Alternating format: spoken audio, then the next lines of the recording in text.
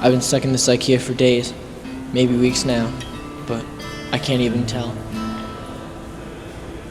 They've said I've spent over $3,000 on Swedish meatballs.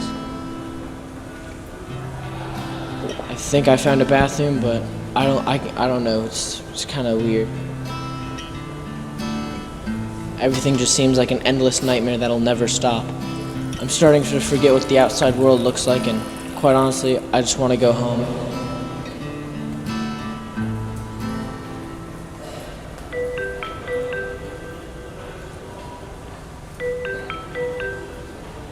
Attention all IKEA shoppers. Hope you're having a lovely day today. We just want to inform you that all Swedish meatballs are 10% off, and also, if you do not get out of the store in approximately 1 minute, you will simply die.